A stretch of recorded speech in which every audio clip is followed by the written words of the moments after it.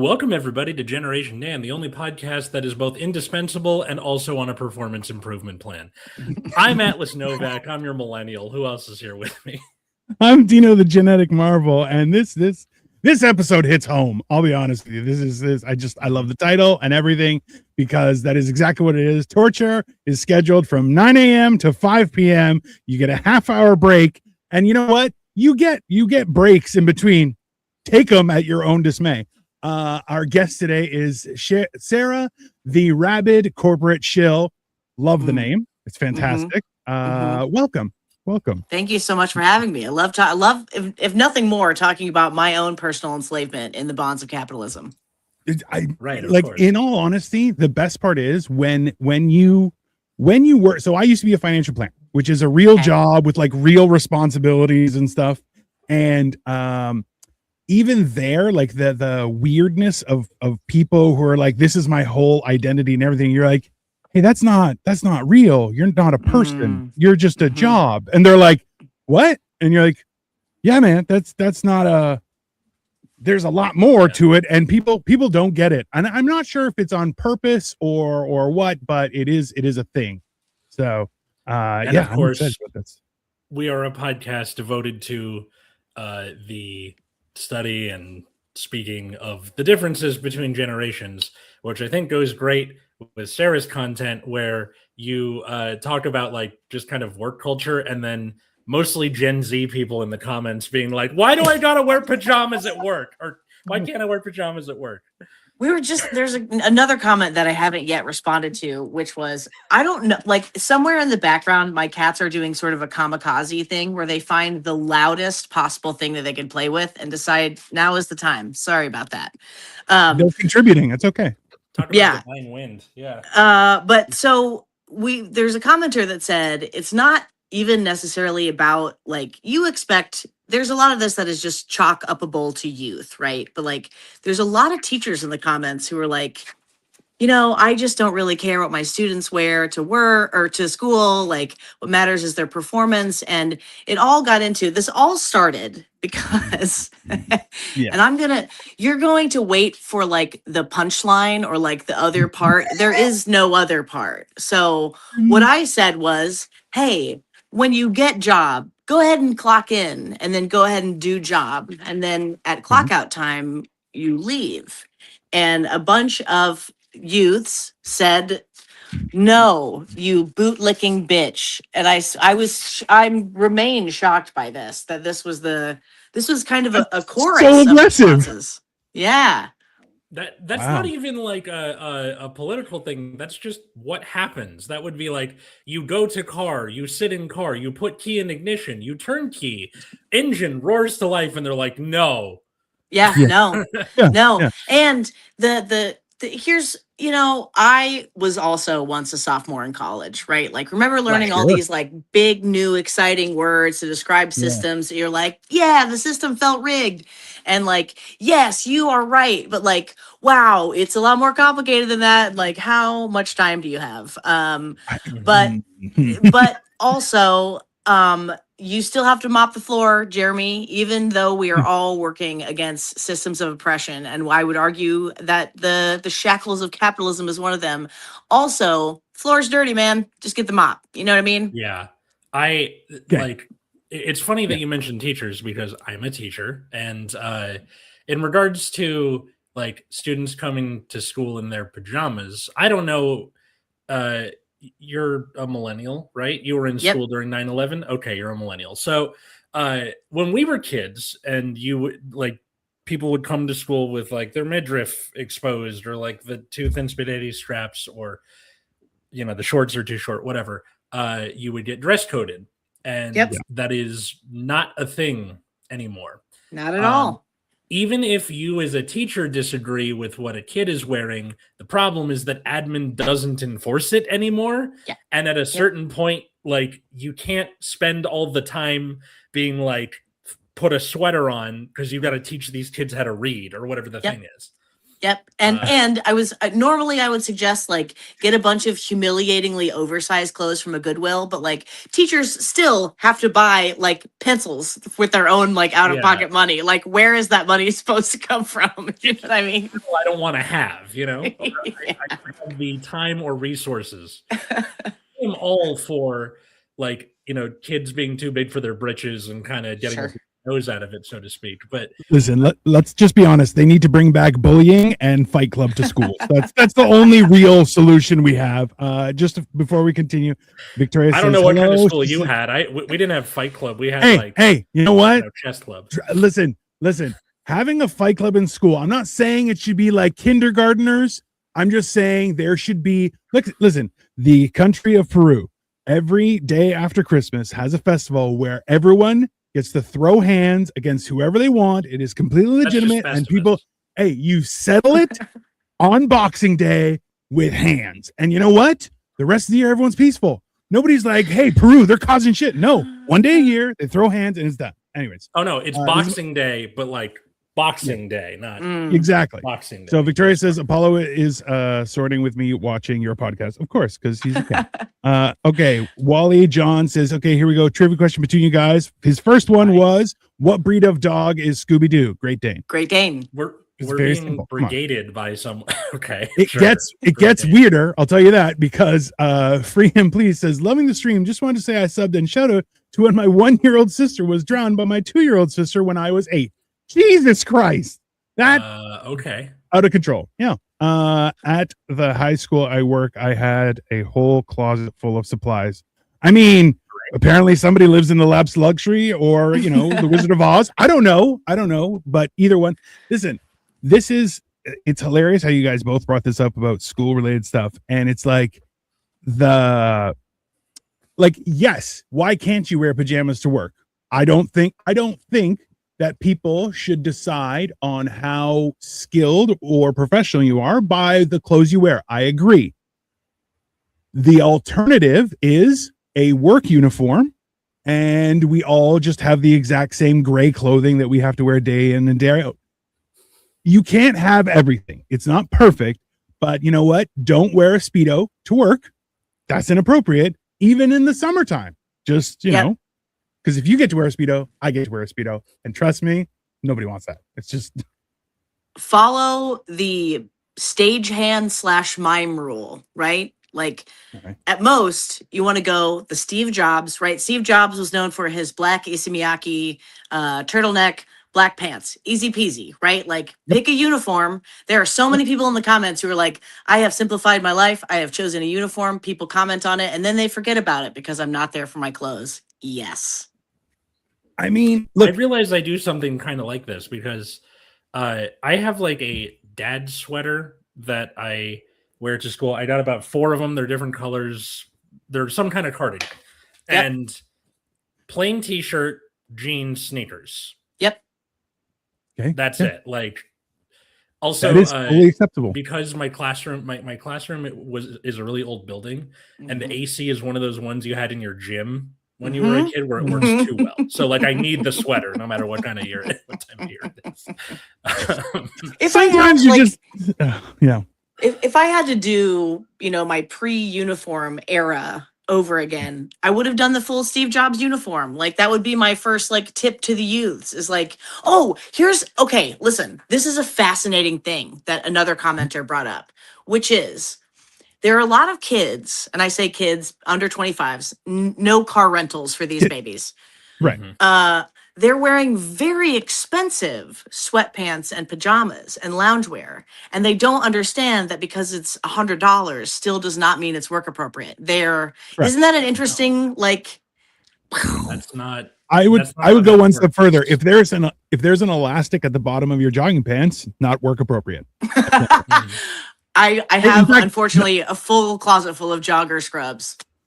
Listen, and that's fine, but it's the whole idea is if it has an elastic at the ankle, don't wear them outside your house. Just unless that is your uniform, then that's different. But that is how it's one of those weird things where people are like, oh, what about these? I'm like, yeah, but it's an elastic around the bottom. I'm like, listen, I used to be fat. I can't have any sort of restriction around my ankle. It's for other medical reasons. Okay, just calm down. Yeah. Crystal says no pajamas at work. That is a disgrace to humanity. I agree. But at the same time, you should get like 3 days a year, like personal days, but they're pajama come in days where you're like, listen, just fucking, I'm having a thing. I can't wear pants. They're too, I went to a buffet yesterday. I also got drunk. I'm bloated. I don't want any of this.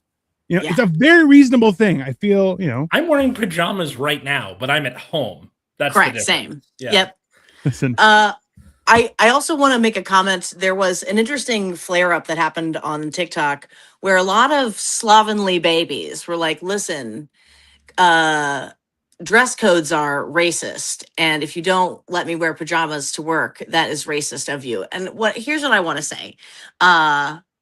Please don't hurt yourself with that reach. Orthopedic surgery is extremely expensive these days. And anesthesia is not a guarantee. But what we're not going to do, what I simply refuse to do, is I refuse to lower the dignity quotient of the racial justice movement by saying, like, you know what this is really about? It's about your right to wear pajamas at your accounting job. No.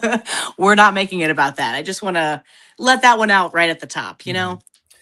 I would go one further and ask what race it is that's wearing pajamas nonstop, because I want to join.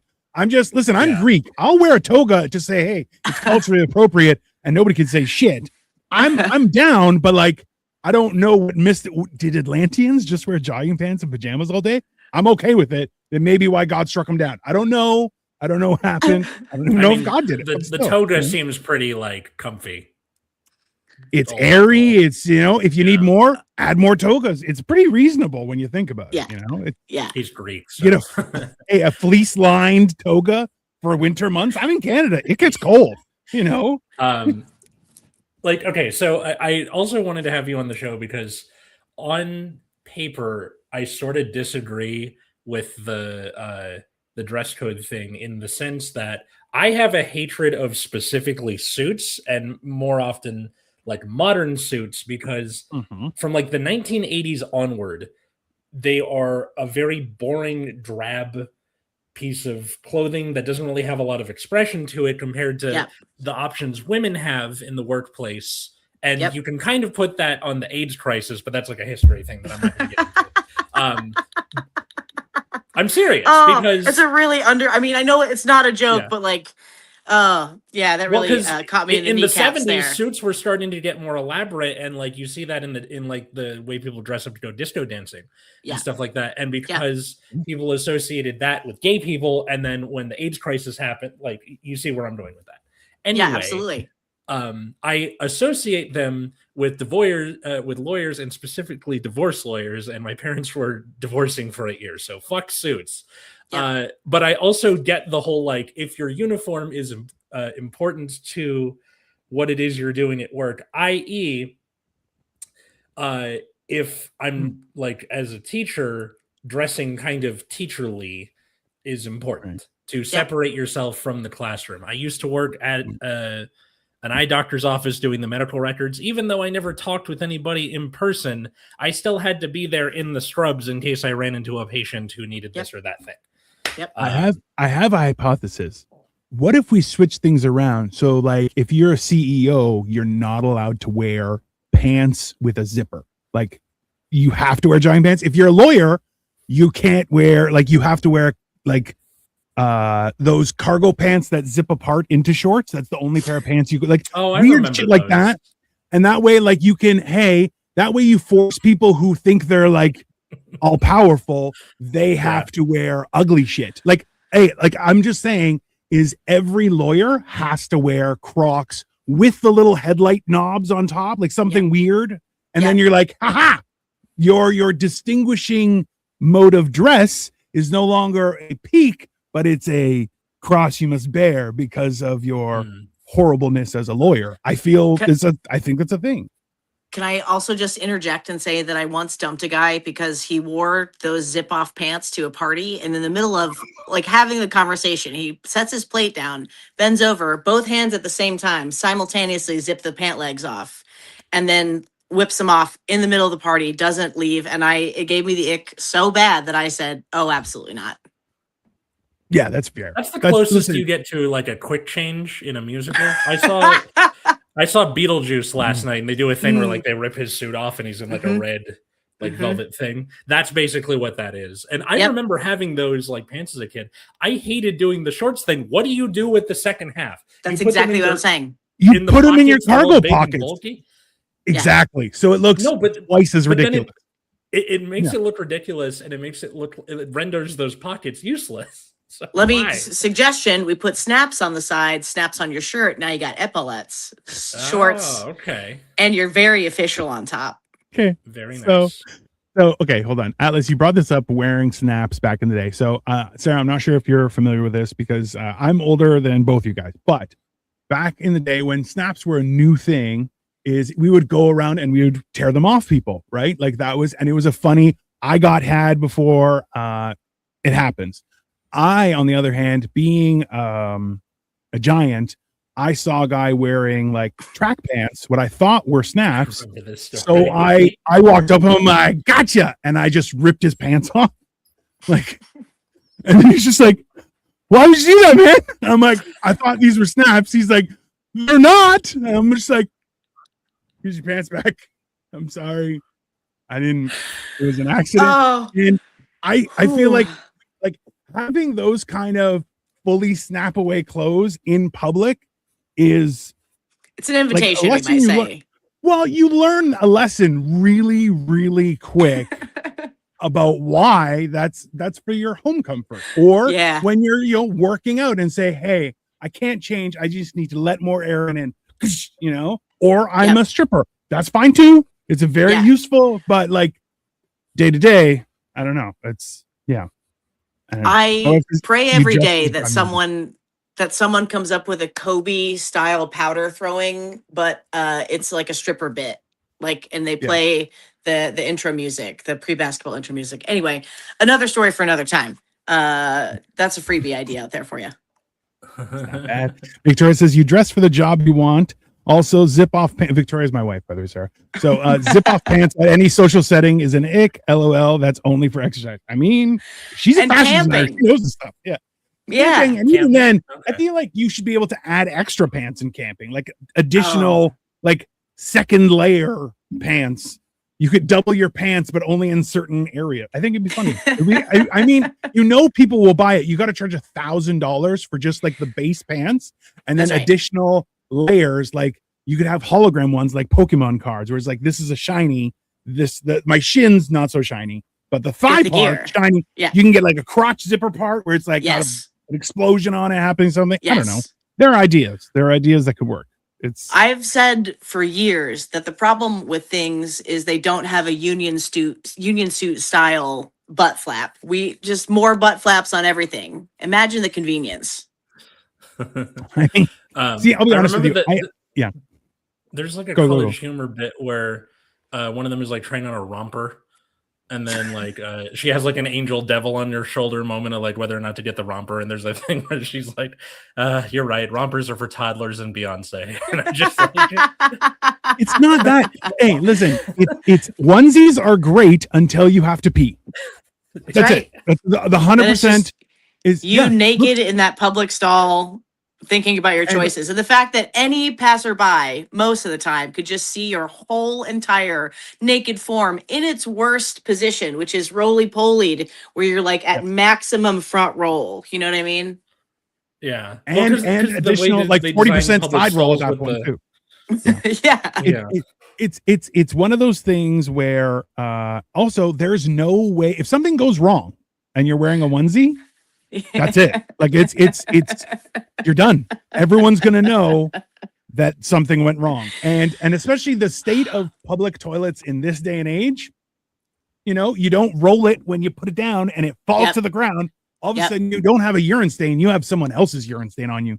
You don't want that. On the front of you, on like potentially an above the navel zone, like the nightmare of it all. Also, let me just, for a while, and I still cannot figure out if Office Siren was like Tide Pods, like it's something to just enrage the old people. But if Office Siren was indeed real, please do not try to be sexy at work. The younger you are, the more important it is that you try not to be sexy at work. Yes. Yeah. I mean, listen, I I have the face of what my wife has coined. It's resting murder face, because I look at people and I just go, and they're like, "Why are you so angry?" I'm like, "Oh no, I just didn't know you were looking. I just if I raise my eyebrows and everything, now I'm a happy, just a fun-loving giant. Regular day, it's like that's a murderer. That's a murderer. Stay away from that person." So, like, that being said, it's like there are times when I've had coworkers who very much invested in their personal appearance, which, hey, you do you. At the same time, I'm like, I'm gonna need you to take 4 steps that way, and they're like, "Why?" And I'm like, "You make me uncomfortable." And they're like, "What?" And I'm like, "No one's going to believe anything I say if you say something." If they're like, "So I'm in Dino's office and he just whips it out," and people are going, "That's for sure what happened." And I'm like, "I haven't been at work all week." They're like, "You probably did it at home, you pervert." Like, it's not, I can't, it's very uncomfortable. I think any workplace has a Seven Dwarves to Game of Thrones spectrum between most cooperative to most cutthroat of like what it is you need to be accomplishing. So for teachers, that can land almost anywhere, but most schools are closer to the Game of Thrones side, because it's like, do you get along with your principal? Admin, you got to get along with the like the office ladies and the plant manager and all that stuff. So it's like this very delicate game of like, how do I be as friendly as possible while also being as unassuming as possible? Hence why every workplace needs a fight club. I'm just like, if only. I'm not even saying that I say, look, have mouth guards, have gloves, have head guard, whatever you need. But sometimes you just need to punch a motherfucker in the face. I feel like that's very reasonable. Here is an unfortunate and misogynistic truth that I feel comfortable sharing, having experienced it. Like, a lot of older women pick on younger women because they're just younger. Like, they maybe didn't do all the things that they wanted to do when they were in their 20s. And, like, the patriarchy tells you all the time that you're like a husk. You're like used up. You know what I mean? Like, your wrapper is all dried out. And instead of like enjoying and like celebrating your experiences and your knowledge, right? Like, there's a certain kind of older woman at every workplace who will try to make your life hard for daring to exist at 23 and pert and perky. You know what I mean? And the more you sort of dress down to, and it shouldn't be like this, right? This isn't fair, but like, if you show cleavage, that same woman is going to be 10 times harder on you. And so by like kind of neutralizing yourself as much as possible in the way that you dress, like, you are taking yourself off of a certain bitchy kind of person's radar who will absolutely make your life miserable because they're just bored. Right. Yeah. Well, and also too, women are so fucking mean to each other. Like, honestly, not always, but let me put it this way. The ones that want to be mean girls are a certain kind of girl. If you encounter a mean girl, they will use every avenue and every opportunity to be mean to somebody. Do you know what I mean? So deprive them of opportunity. Yes. I agree with you. Victoria just said, "I love onesies and I wear it to work and regret it every time I go pee." That's one of my favorite genres of comment when we do this show is people who keep going on a thing we were talking about before, and it just keeps going for the rest of the show. Yeah, it's always fun. Onesies are important. I get it. Onesies are important. Yeah, it's and this is the thing too. Like, I've had like for myself when I was. So while I was a financial planner, I was bigger, fatter than I am now. Yeah, probably a little bit bigger. And like, my big thing, because I invested, like, I like wearing a suit, unlike Atlas. I'm like, for me, it feels like a suit of armor, and I love it. Because I look so fucking dangerous in it. And I'm just like, that's like, so my thing was 3-piece suit. I would have French cuffs and collars. I would have cufflinks, made out of human $400. I mean, not only one pair. So, but the whole thing was. And by the way, like, people notice. You know what I mean? Like, somebody with that kind of attention to detail, you're like, okay, like, this guy knows what's up. Yeah, and to the point where I remember we were getting suits and shirts made, And I'm like, I want that gray suit and I want that purple shirt. And my wife looks at me, who's a fashion designer? And she's like, purple and gray. I'm like, listen, I've been wearing suits since I was 5 years old. Just calm down. Then I wore the full ensemble. Of course, I grabbed like a $400 Canali tie. And I'm like, I show up and she's like, holy shit. I'm like, yeah, I know how to wear a suit. I don't know how to dress like a human, but a suit, I know. And that was like to the point where people, because I was fat, I'm still fat, but very fat then, people would walk into my office and think I'm an idiot. And then I would do all sorts of crazy stuff. And then they're like, hold on, you're dressed nice and now you don't sound stupid. I can't understand because you're still fat. And I'm like, that's okay. This is fun to me. And I would go on and on and on and on and on. And it was great because in any sort of corporate environment or even client facing environment, they immediately have so many assumptions. And you're just like, hey, how about we have a little slap fight first? I'll let you go first and then I'll smack you. And then we could just treat each other like human beings. And I feel like there's something there. I don't know. It's a weird thing that the amount of people that are so insane in the workplace that you're just like, there has to be some solution to this. Because like you said, like I've seen older women gang up on younger women who were, I'll be honest, once I saw it, the young girl was a smoke show to the point where I'm like, you shouldn't be around these slovenly people. Like, you should go away somewhere else, find a dragon. I don't know, whatever you have to do. But they ganged up on her and she quit. She was like, I don't need this in life. And I'm like, good for you. Go become a queen somewhere. I don't know what you have to do, but this is not the place for you. Like, she got tore into by an old man who stunk. And I'm like, no, man. I'm like, that's not right. I can't. This is inhumane, right? It's weird. It's a weird thing. We're talking about when it comes to like generational division, which is what this kind of to circle us back around. I do feel like we've never been at a greater point of polarity where the whole point of like things like 6-7, right? Like, Atlas, you know better than anybody, like the sort of the nature of 6-7 is that we don't understand it, right? Like, that is the point, is that like it angers and there's nothing to understand, right? I put it as like like their version of us going, what's that? Like, it just doesn't really matter. So it doesn't bother me too much. Yeah, keep going. Sorry. Just that, like, there's never been. I feel like this whenever I text one of my Gen Z coworkers and I use an emoji, I get like a flop sweat because I'm like, what if this means penis? Like, what if this means? What if this means I'm wet for your dick and all I meant is that it's hot on the bus? Like, I just want you to know that it's hot on the bus. And I'm so anxious about being seen as like disconnected from particularly young people in a way that I was never worried about feeling that way towards like proving something to older people. But now it just feels like generationally, everything is so fucking thick. Can I cuss on your show? Yeah, you do whatever you want. Great. So fucking thick with like extra context and extra meaning just because like, culture moves so fast and it layers on top of each other. I love the term palimpsest, which is like the imprint of writing from, several works on top of it. And you end up with this like imprint of all the writing that's done on this writing pad.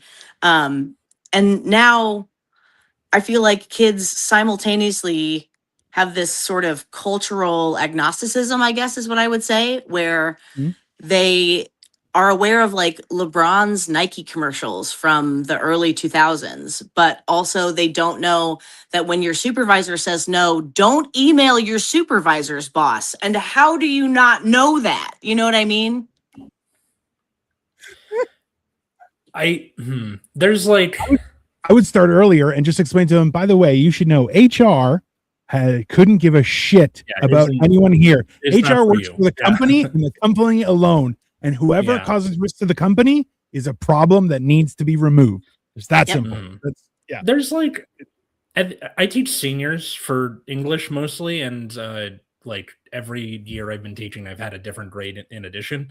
But I've always taught seniors. And at the end of each year, I do one class called The Last Lecture, which is all these little like idiosyncrasies that have nothing to do with Othello, for example. Like, these are just things you would need in everyday life. And I feel like I should like keep some of these down for this, because it's like how to maintain friendships after high school and that sort of thing. Like stuff about, you know, roommates and things that you're going to run into very shortly. But that is also good to keep track of. Yeah, but that's see there. That's the thing is there should be like like, okay, I don't know how it is in the States, but do you guys have to take English every single year that you're in school? Mm-hmm. Yes. Yep. Right. So why isn't there a course called How Not to Be Retarded? Just like, hey, probably from the title. Saying, like, hey, it's coming back. I don't give a shit. Okay. And you know what? Hey, it's the word. It's on retard, not on me. Blame languages. Oh yeah, I'm Greek. That's my fault. Suck it. No. Okay, so I think what you mean is like some of these skills should be transferable, which is if you have a beef with your teacher and you go to the principal, it doesn't usually work out very well. Right. Compared to if you just try to resolve it with the teacher, but for some reason the transfer part of that isn't sticking. Where people on TikTok are always saying like, why does nobody have media literacy? English was media literacy class, you idiots. Exactly right. Yep. Yeah. I worry, I get concerned sometimes that, and you know what? This is actually a question I should ask you. How has your relationship, how long have you been teaching? This is my 3rd year teaching. Okay. I'm still pretty new. Yeah. Okay. I was going to say, have you noticed, that's a short period of time to observe. That's only like 3 classes worth, but a change in a relationship to problem solving with the development of ChatGPT? Yes. And I also, I talked to a lot of like old head teachers because I'm not getting my credential the usual way where you do it in college and then just have your credential. I'm doing the intern program where you are teaching at the same time you're taking the classes. Yep. So a lot of the like salient things that I've learned has been through experience and other teachers at my school. Hey, what was this like before the pandemic? Like, just tell me. Yes. And it was a big like hit to both like particularly reading comprehension. Yeah. Not reading. They know how to read. It's like understanding what the point of something is. Yeah. And also like problem solving skills and that sort of thing. Like the people who are in middle school during the pandemic got hit the worst because that's a huge important time for like social development, and those kids are just now getting into college. That's a nightmare. That is a nightmare. 2032 everyone is when everybody who was in the school system when the pandemic happened will leave it, and then that's probably better-ish, I think. Wow. But yeah, especially since ChatGPT, everybody has their like every teacher has their what do I do about AI? Everybody has to like figure out that question. How I do it is I'm like 90% pen and paper. All of my exams are like in class with a pen. And yes, some of these kids have like bunk ass handwriting, but I will take it on the chin if it means they're not uploading their brain to a slot machine. Bless you. You know what Atlas, have you ever thought if your school has old shitty typewriters from the before times? Because then you can have your students, because listen, I'll be honest with you, I can't read my own writing. Okay. So if I had a typewriter with my 2-finger banditry, I could pop out an essay real quick, but then it's fully legible and it's a real thing, right? Because let's be honest, it's the basic breakdown of people's ability to not only critically think, but also critically communicate, critically discuss something where we don't have to be enemies. The enemy is this thing that we're trying to overcome. So if we discuss it, even heatedly, we both come out more knowledgeable, maybe not a resolution, but more knowledgeable than we were before, which is a great thing. But after all is said and done, it seems like people are like, no, I just need to say my piece. And you're like, nobody cares. That's just turn off we're all enough to grow that room during the exam. The problem is that that's a good idea. Like Google specifically has its, talons into education. We gave everybody laptops and you have to use our tech. And that means access to AI because we're Google. So it's very hard to decouple that from each other. And also I think actually writing down information helps you remember it more and synthesize it more. We had to, there was a young woman who was newly hired at my work. They give you a little notepad, just a little pocket size one, and a little pen. And there were a couple people who were taking notes and a couple people who were not taking notes. And the non-note takers were amazed at how fast the note takers. And we said, they're taking notes. Like it is just that they're just writing it down. And I think some people were making notes in their phones, but there is a repeatable and like studyable action about writing it out with your own hand that makes it more, it sticks better, you know? Yeah. You also you have your own little ways of like shorthanding letters and like that you'll understand later. Yeah. Or not understand later. That's also a big issue.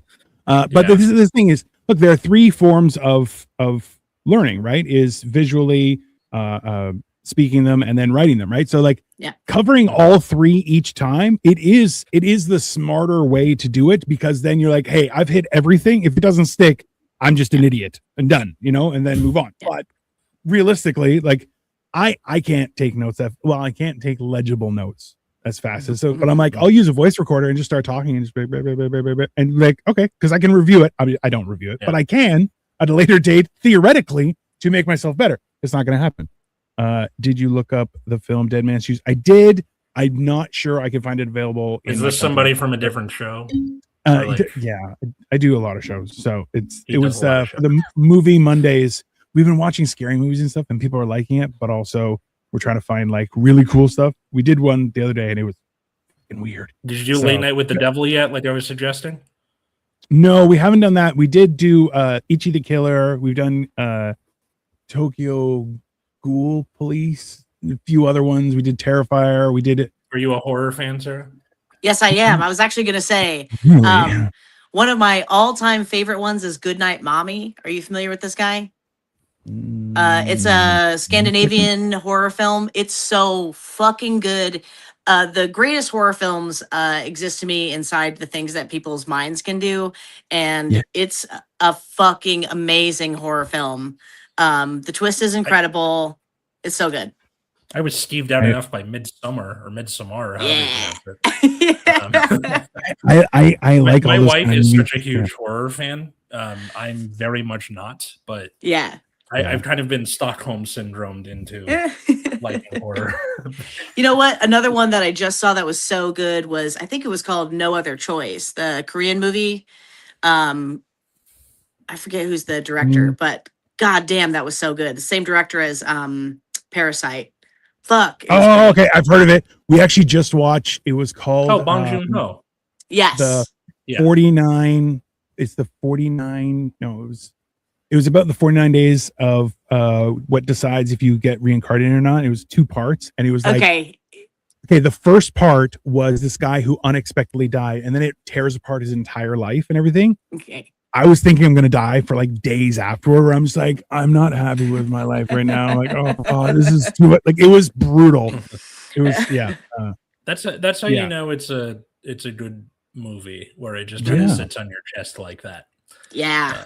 I mean, like this is the whole thing too, right? Like it's one of those weird things because movie culture has been changing a lot, right? And some of it has been good, some of it has been confusing. Another of it, you're just going, oh, this is a waste of money. But after all is said and done, it's the same thing where like we're all, I say we, I make that assumption, but everyone is suffering to some degree of TikTok brain. And it's now we're seeing the consequence of it right through to work, to communication, to everything is just kind of funneling in. And you're going, oh, this is the worst. Where like even they were explaining how newer movies have really dumb dialogue. It's so at any moment you could put down your phone and be right back into it. Did you watch the Oscars and they had like a little sketch where it's Conan and he's in Casablanca and it's like Casablanca for people who are on their phone. And then like, play it again, Sam, and blah, blah, blah. And, we're in a bar in Africa in World War II. Yes. That's the Hitler one, right? Yes. Like, Oh, like it makes me sick. Like, so Indianapolis, if you ever get to come here, we have an amazing independent theater called Can, K-A-N. But they show all incredible independent films. But I hadn't been to a major release in a long time. And I went with, I think it had to be my niece and nephew. But I remember thinking, like, there's no fucking way that this Marvel movie is this stupid, is like clearly written for very stupid, very, very short attention spans, right? Like, I'm just like, this, there has to be more to this. And I love, there's this film scholar on YouTube that I love who talks about Michael Bay movies and how he does that rotational shot because nothing's really happening in the frame and the dialogue's not very good. So like move the camera around so you're like, whoa, it's so exciting. And you know, like I know I keep trying to bring this back to work, but like this affects this whole like attention span thing and like needing it spelled out for you has gotten to a point where like the irony is what we now need is like 40-page training documents. The irony being that no one would read half of the first page of that 40-page training document because we need things spelled out to that degree of steps. You know what I mean? It's well, and that's why like a lot of trainings are videos now, and it's like people, you know, teachers have to do this thing every single year. They make you do the training for like bloodborne pathogens, and like I get that they're covering their bases legally, but it's the same training every year. So there's a joke where like you just keep hitting next until they get to the quiz at the end, and then like we all pass it because we've done this however many times we've done it. But the fact that they have to do that multiple times is sad. And I essentially, so I work in blood banking, which is essentially comes down to, it's a factory job. The factory is just really weird and it changes all the times and we have no idea where the parts are coming from. The parts are blood. The parts are blood. The parts are people. And what we end up doing is the same thing over and over and over every day. And that is why this has stuck out to me so much, is because like in all my other creative jobs, we were doing something different every day. It's easy for a person who like can't get with the program to kind of get lost in that because like creative jobs are really hard. There's like all the normal onboarding stuff. And then it's like, also, I'm going to need your 10 best ideas today. We're going to throw them all away. We're going to start again tomorrow. I need those 10 ideas. I can do them right now. But in a manufacturing setting that's SOP based, you're like, holy fuck, dude. Like, there's simply no way that you need this much help at this point. Cause like, my Christ, it's written on a piece of paper. Here it is. You know what I mean? Yeah. This is, you know what, but that's the hilarious part about it all, where like after all is said and done, the freedom that a regular process where you don't have to think and you could just learn, that the freedom that it gives you is unbelievably good, because it allows your brain, like I was discussing with somebody, I'm like, listen, so if I work all day in a mentally difficult environment, like when I was a financial planner, I'm like, at the end of the day, your brain's like, hey man, we're going home and we're eating dog shit. That's all. We don't care. Whereas if it's a physical day, I'm like, my brain can push my body significantly further at the end of the day. And I'm like, that it was a whole thing. And people are like, no, that's not true. And I'm like, trust me, it's very true.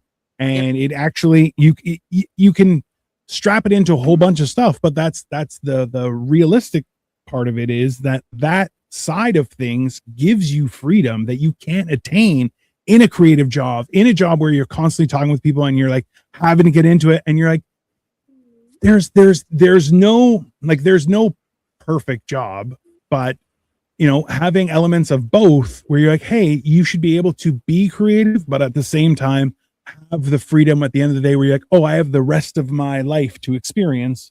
And you know, it's a good thing. Stress eating. Like, no shit, bro. I know. I was trying not to say it. A teacher. She's a kindergarten teacher. And we both have a thing when we come home. We just need like, don't bother me for an hour. Like, an hour. Oh, yeah. I get home before she does, just because I get out when school ends and then come home, and then she has to deal with like pick up of all the kids and stuff. So she's there for longer. So that naturally also works when she runs her baby fight club. Her baby fight club's after. It's fine. We know the truth. And in this corner, young. So yeah, like that's just kind of part of it. And then I was also I've been trying to work something out in regards to teaching ADHD students. And that is that they don't do work unless there is some kind of crunch, and then they do it really, really well. Yep. And I've been talking to my friend who is in med school right now who has ADHD. I'm like, how do you do this? This sounds incredibly stressful. And they said that like you kind of need a mentally stimulating job that has a bunch of things going on at once. Like EMTs are full of ADHD people. Yep. Because they constantly have something happening. That's right. And it's just not good in a like normal school setting. And I'm trying to kind of meet them halfway because I know they're not trying to be lazy. It's just like they know they want to do it. I know they're smart, but like there's something that's not working. Artificial crunch times are great. Like artificial crunch times, what I'll do is I'll set a timer for myself. Fuck dishes. If I could simply open my kitchen window and throw them out, it would just be like a Greek island, to borrow, I know you're familiar, like just shards everywhere, but I have to fucking wash them. So I set a timer for 10 minutes and I tell myself that I am that Tasmanian devil of dishwashing, and I just go as fast as I can for 10 minutes, and holy shit, maybe I can get it done. And then it's only 10 minutes, and I only have to do it for 10 minutes. Yes. Yeah. And like I've been trying to incorporate it by accident, kind of. Where we just finished reading Raisin in the Sun, and we're about to do Othello. And what I've did with like reading the play, instead of being like read this scene and then come back and we'll discuss it, I set a 20-minute timer. We read the play together and then we discuss it. And then it's like you go to the movies and you're talking about the movie after. And it's been working great. So I think I just kind of did that by accident. Yep. Gamifying as much as you can so that like I would encourage you to read a great book called Dopamine Nation. Have you ever heard of this? Dopamine Nation. No, I never have. So it's all about the way that like our sort of modern communication systems have hijacked our dopamine feedback loop. But in the meantime, you get this really good understanding of the dopamine feedback loop, which is like the task accomplishment, like whatever. So I would also encourage short bursts where they all have to contribute something that they can visualize as being complete in some way. I don't know how that would work out for you in an English setting, but I don't know. The game of Jeopardy. That's all you have to do. Yeah. Oh, yeah. You just be like, okay, tell me about this. Tell me about this. Tell me about this. Well, go. Also, just, like, my little fancy boy prep school people were very competitive, and the thing we loved the most, because like #asshole culture, was like someone would put one sentence that had some errors in it on the board, and everybody would like compete to see who could find the most errors. Like, I don't know if you're allowed to do that. That sounds humiliating now that I say it out loud. Yeah. I always do Shakespeare at the end of the year. And I know that this part in the year, seniors are like, I've gotten into college. Fuck all of you. Yep. But you still need to pass English to graduate. So what I do for Othello is like, okay, here is a list of different themes. Pick one, and this is a horse. Yep. You are tracking how often that horse shows up in the play and how much you could like, and it really comes down to like, how much do you pay attention and can dig that out of what you're seeing? And then whoever gets the most gets candy at the end. I like this. It worked for me last year. So it's not a bad idea. We'll see how Listen, there's a distinct process that needs to be used for certain people, right? It's not like, for me, I walked in so I grew up in a machine shop. My dad had a machine shop. I was most likely going to work there. So I'm like, if this whole school thing doesn't work out, I don't give a shit.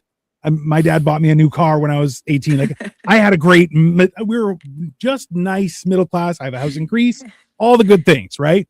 So I would argue with teachers, and I'm like, this is just really expensive babysitting. I'm like, none of this makes any sense. I'm like, you can't show me how this is applicable to me. That's the worst part. Oh, 100%. And the worst part is, it doesn't have to be that way, right? But for some, like, I had a couple teachers that I had known, like grade 9, grade 10, grade 11, and suddenly I was put in their class, and I would go one class, two class, and I walk up and be like, hey, I'm gonna try and leave. They're like, thank fucking God, I can't have you in my class. We talk as peers because I was 6'2" in grade 9, right? So talking with adults, they're like, "Oh, you're an adult too," because I look like this. But in turn, they're just like, "Oh no, we can't talk like that anymore because you're here as my student, and I'll fucking kill you because you're a pain in the ass." I'm like, "Oh, that's fair. That's totally reasonable." But like having a game for ADHD, that's genius. There was a guy on TikTok where he has a friend call him every 2 weeks and says, "Hey, I'm going to be at your house in 45 minutes." And so it forces him to speed clean the entire house. And at 50 minutes, it's like, "Hey, you still coming over?" Like, "No, you told me to call you every 2 weeks and let you know that I'm coming in 45 minutes. And he's like, "Oh, you're not coming?" He's like, "No."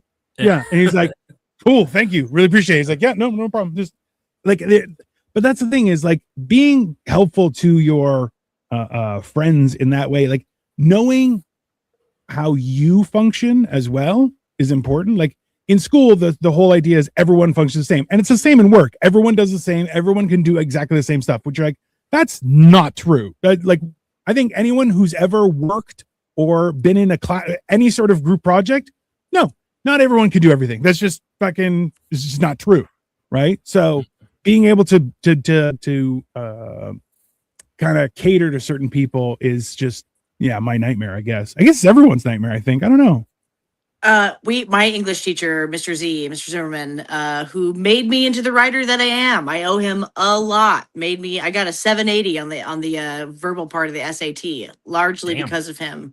But what he was great at is he would make us do a lot of flash fiction near the end because we were seniors. We were burned out. Like we didn't want to do anything. He would be like, "I need you to tell a thrilling story and you have 100 words in 10 minutes to write it in," and just like spring shit on us like that, just to kind of keep us on our toes.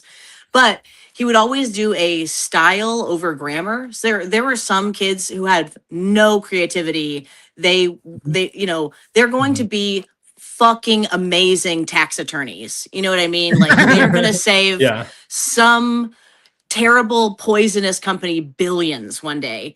And they have no styles, but they had perfect grammar and they deserve points for that, right? Like, and in the real world, the way that comes out is my new coworker, Dion, is the best fucking dude ever. Like, this guy fucks. He is awesome. He has a fantastic attitude. He is so nice to blood donors. He says yes, ma'am to women, and it makes them like swoon over Dion. He calls men boss man, and they love it. And 100%. he has the best attitude. I'm so excited to see him every day. And he makes mistakes sometimes, and I do not give a shit. Like, I think he is so smart. He is right where we need him to be. It doesn't matter that he doesn't fill out the forms. He's going to learn that over time, right? He's receptive to that correction. But more importantly, like, he has value there that has nothing to do with how good he is step by step at his job. And the real world actually values all these things. If you're willing to improve on the strict grammar portion of it, like, your style in the real world can take you so fucking far if you're just a nice person that people like being around. Yeah, like charisma takes you a very long way, as I think a lot of kids are kind of noticing. Like they know that the world is being run by very mediocre white men, but they have a certain amount of charisma to some people. That's one thing. But there are people who are like, I don't got the riz, their words. And and I'm just please never say that again. Never use that word ever again. Ever. Even in your dreams. I don't want to hear it. Dino. Sorry, since 2023, it's been in the dictionary. It's not a word. But even if you don't, like Sarah was saying, like just being polite takes you a very long way. Yeah. And, hey, listen, I learned this from Cole. And so I did every time I interact with somebody. So drive through, walking up to a store, first thing I'm out, they're like, "Hi, can I help you?" I'm like, "How are you today?" Yep. And every time they go, I do that too. Yeah. I'm okay. They're like, "That's great." They're like, "How are you?" And I'm like, "I'm having a great day." They're like, "What can I do for you?" I'm like, "I would need these things. The best you can do is appreciate it." And especially like when I walk in all murder faced, they're like, "Fuck." And then I'm like, "How are you today?" And they're like, "The fuck is happening?" Like it freaks people out. And honestly, to the point where like, so my local drive through Starbucks, because let's be honest, I'm not getting out of the car. I start talking, and as soon as I greet them, I'm like, how are you today? They're like, I'm good. How are you? I'm like, I'm having a great day. And they're like, oh, I know what you want. Do you want anything else? And I'm like, oh, you guys remember, man, you guys got a gold star today. And they're just like, we got a gold star. All of a sudden you hear another voice be like, hey, thanks. We really appreciate your business. I'm like, hey, I appreciate you guys. You know how hard it is for me to come here? I have to get dressed and it's a lot of work because I'm a big guy. And then they just start laughing and you're like, listen, I could be a piece of shit and I pay the same amount for being a piece of shit as I do for a good person. But if I'm a good person or a nice person, at least there's a less likelihood of people chasing me with pitchforks and torches. Just you don't have to be an employee to be nice to people. Yeah. And also it tends to go a lot further as I don't know. I'm not nice to fellow employees either though. The babies on the internet said we're smiling at customers excessive emotional labor.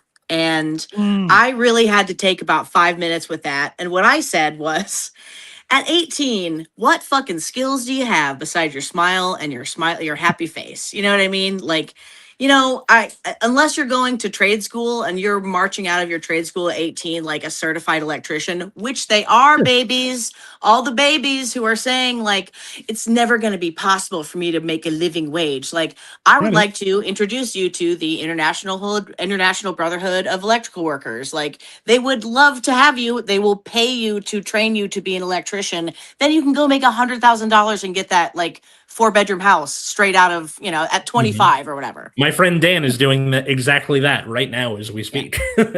Yeah. Hell yeah, Dan. This is scientific fact. Not where the name of the show comes from, by the way. Everyone poops. Plumbing will never die. It's just a fact. Right. Number 2, mankind has always wanted to know what is hiding in the dark. Electricity will always be a job. Those are the two. Right.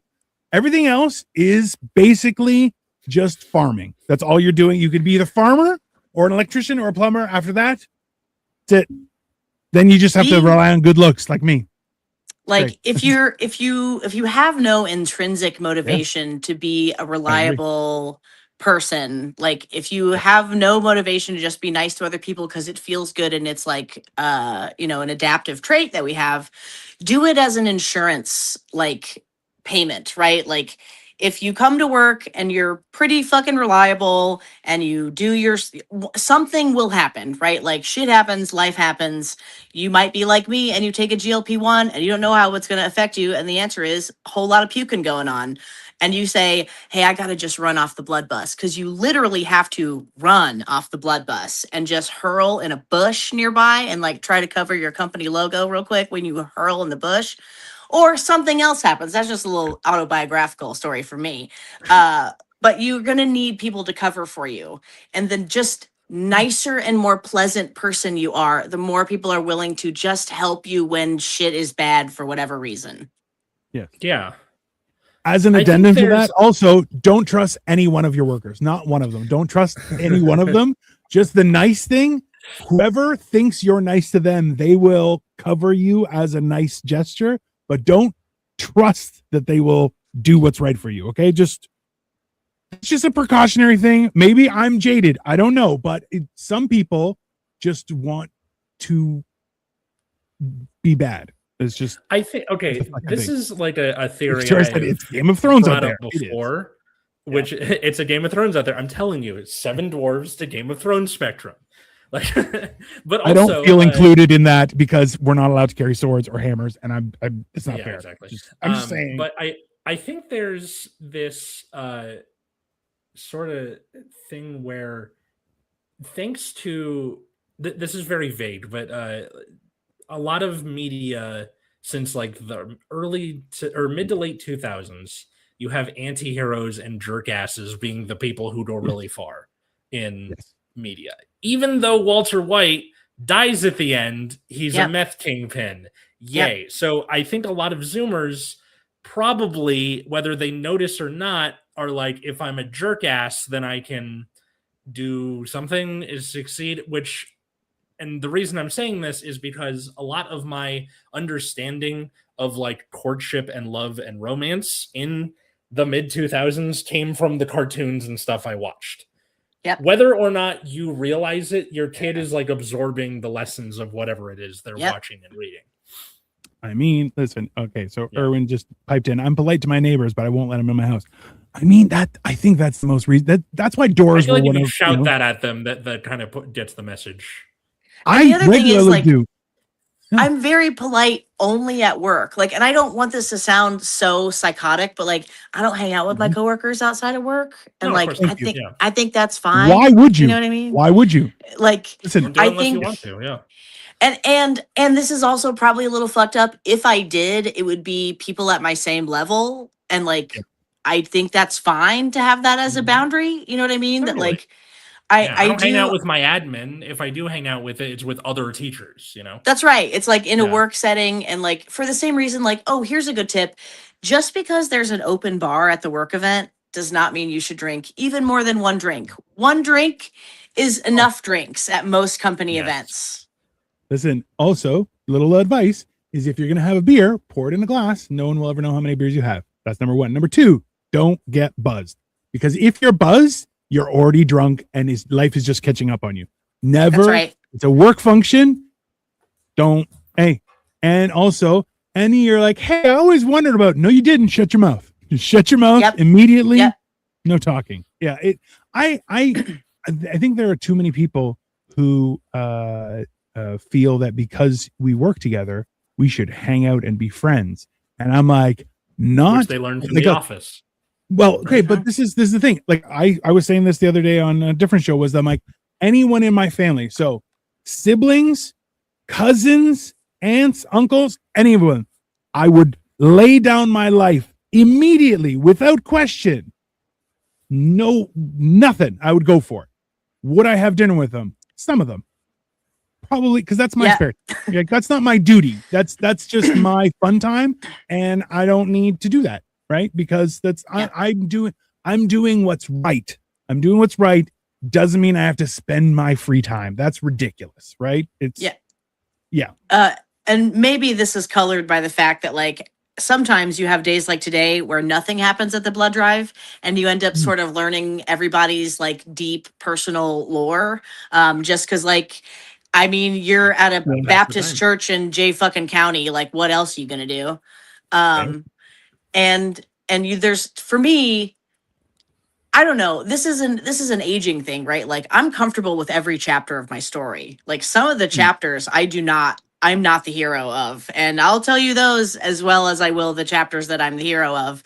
But we're back to, some of this is simply youth, but like, god damn, these kids with their fucking surveillance culture scares the shit out of me, and like what they're going to grow up thinking is a normal amount of like social performance. Like, do you remember your parents yelling and screaming at you and then opening the door and being like, hi, everything is fine. Like, no one's crying in this house, right?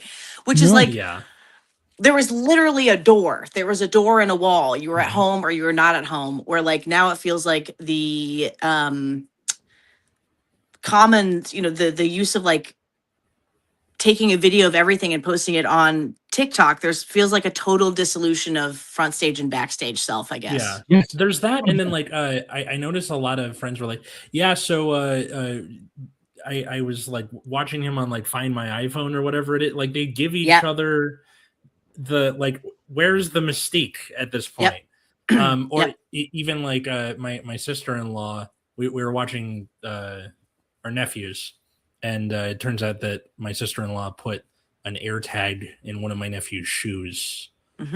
And they're like, you'll be home in 5 minutes. We're like, sorry, what? How do you know that? Aren't we supposed to tell you that?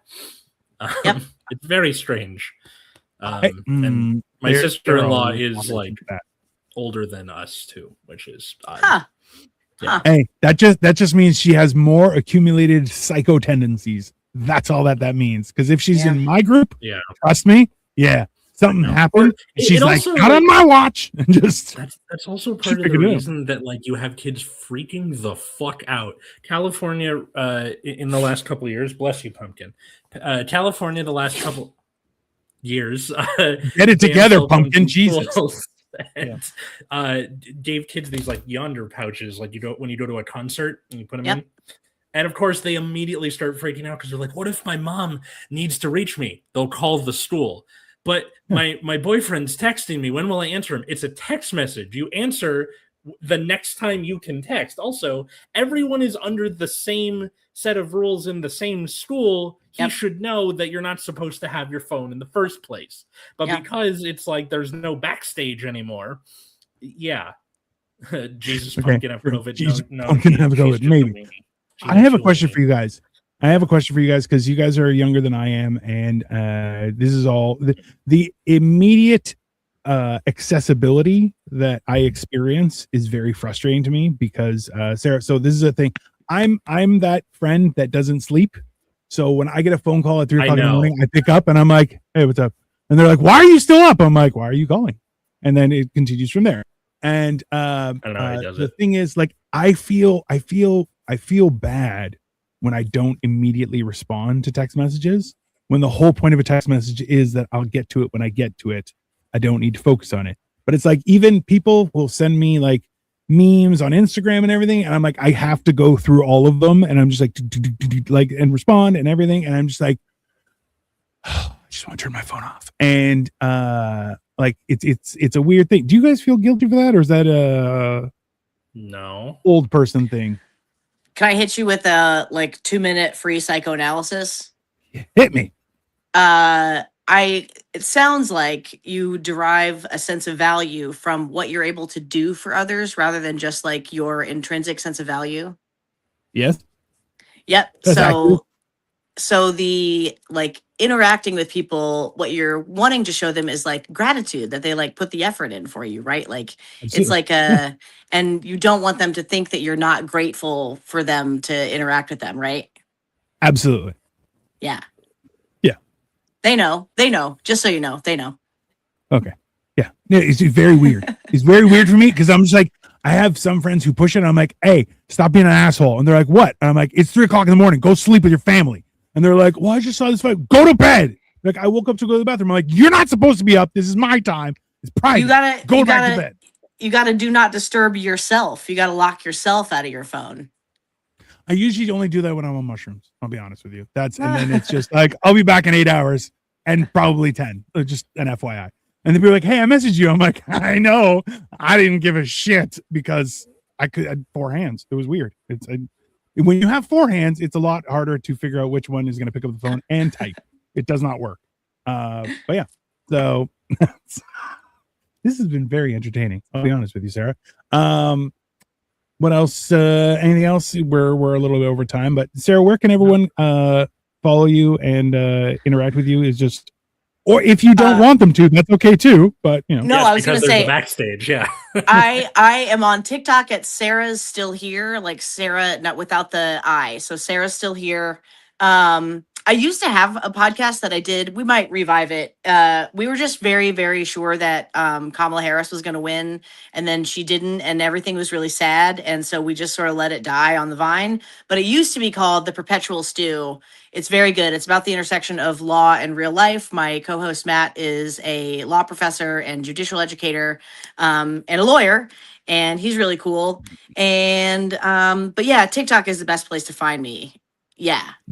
Right. And a clip from this will be on TikTok, and it will tag you, and I'm sure Awesome. the people who watch and angrily comment will see it. So we'll see how they react. Tell them they could join my fight club whenever they want. It'll be fine. It'll be an education. I'll tell you that. I'll bring that up at the drivers, the next drivers meeting. I'm one of the drivers at my job. I think a driver fight club, because we can't yell because we're driving company logo vehicles, but we could punch each other. I think they'd be fine with that. I'm just like, it can be like a punch buggy scenario, but it's more you're a dick. Boom. No hitbacks. But like it's and then Sarah gets to have one of the scene from Sherlock Holmes where he's beating the guy up and like describes how he's going to kick the shit out of him. Look, there's a whole thing. I think it was Germans did it where a husband and wife were allowed to fight. The husband had to have one arm tied behind his back and had to be I think it was hip deep or waist deep in dirt, and he had one hand free, and the wife would get a stick. So I'm like, she can run around him with a stick. He only has one hand. It's a fair fight. Like there is, ways to do this. It could work. But anyway, You can follow the show at Generation Dan wherever fine social medias are found. Follow me at Atlas Novak, also where fine social medias are found.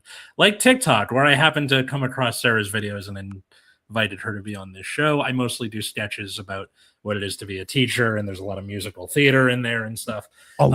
If you are in the LA area, I am doing a show in Azusa at the Beyond the Canvas Art Studio, where they normally have paint and sips. It's the Laugh and Sip show. Check out my Instagram, also at Atlas Novak, for that, or you can follow my other show, Nexus at Night, which is about the trading card game Card Fight Vanguard. If that's not your thing, go fuck yourself, Dino.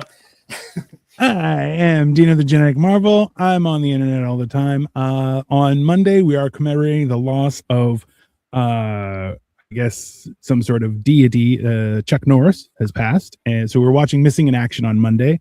We also have Morning Motivational Rant and, of course, Motherfucking Monday, because how else do you celebrate the end of the weekend? I need more things to do. I'm also going to get back to building Lego, so that should be fun. But in the meantime, everyone, enjoy the rest of your Sunday. There will be clips of this, so make sure you follow everyone. And if you don't, we can't be friends. And that's much worse because I'm bigger than you. But in the meantime, Sarah, if you can't stick around, we're just going to have our little outro, and then we'll do a little chit chat. Have a great day, everybody. Bye, everyone.